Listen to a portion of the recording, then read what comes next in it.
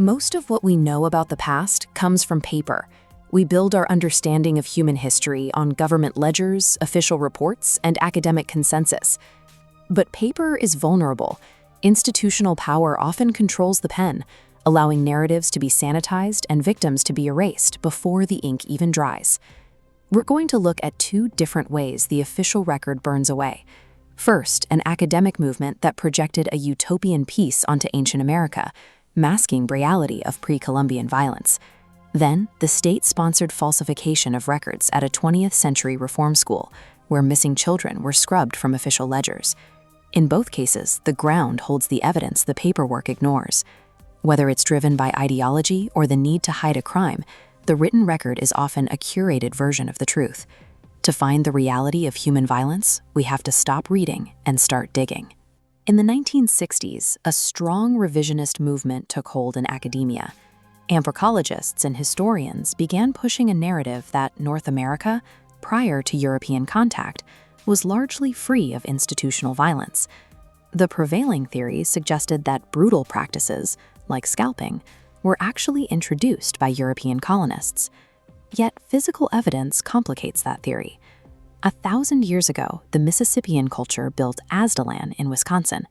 This image shows the massive wooden palisade fence constructed around the site. You don't build a defensive fortress unless your society is actively engaged in warfare. The ground tells an even darker story.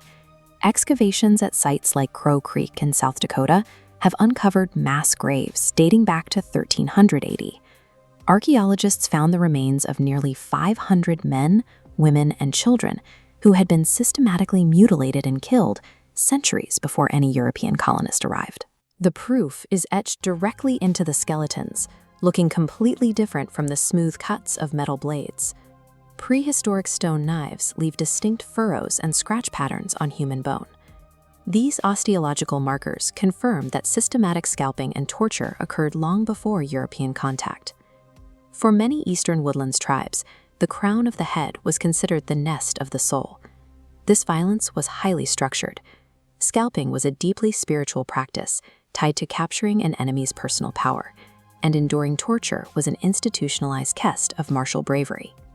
This map illustrates the widespread distribution of headhunting and scalping across pre-Columbian North America. As the pins indicate, stretching from the Gulf of Mexico up to the northeast, this was an institutionalized, continent-wide reality. When researchers project modern political biases onto the past, they flatten a complex reality. True historical respect requires accepting ancient indigenous societies as they actually were, complete with their own intense capacities for war and violence. We see this same historical flattening in the modern era, but deployed by the state. For over a century, the Arthur G. Dozier School for Boys operated in Marianna, Florida. On paper, it was a functioning reform school, complete with a sanitized public image of rehabilitation. The state's official ledgers recorded that missing boys simply ran away or died of natural causes like pneumonia. To recognize the deceased, the state maintained a cemetery known as Boot Hill, marked by 31 simple crosses aligned neatly on the grass. But the math didn't add up for the families whose children never came home.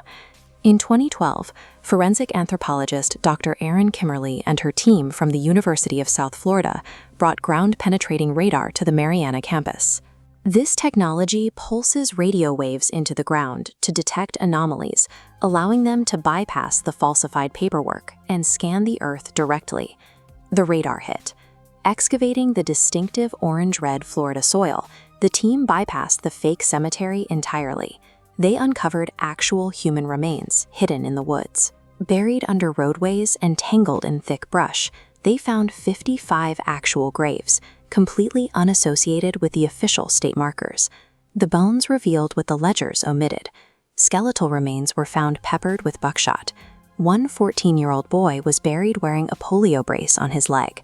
Across the recovered bodies, the team documented severe biological markers of poverty, including extreme malnutrition, delayed growth, and chronic ear infections.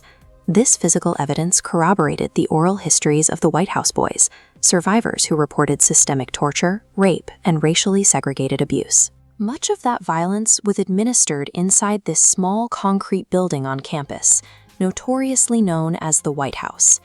A forged state ledger cannot erase a bullet hole in a bone. When institutional power operates unchecked, it rewrites the paperwork to hide its crimes, but it simply cannot hide the physical trauma left behind. Forensic science forces that trauma out into the light. The Earth acts as the ultimate hard drive of human experience. It permanently stores the facts that human bias or criminal intent attempt to erase. Today, modern scientific tools are actively correcting the record. Anthropologists are extracting DNA profiles from the Doja remains and matching them to living families, replacing an unknown missing person with a confirmed identity and a proper burial. Digging up the past gives a voice back to the marginalized. Whether it's an ancient captive of war executed in a prehistoric village, or a disabled child deemed disposable by the state of Florida, the soil holds their truth.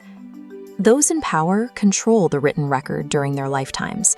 They forge the ledgers, build the false monuments, and write the textbooks. But eventually, the ink fades, and the bones speak for themselves.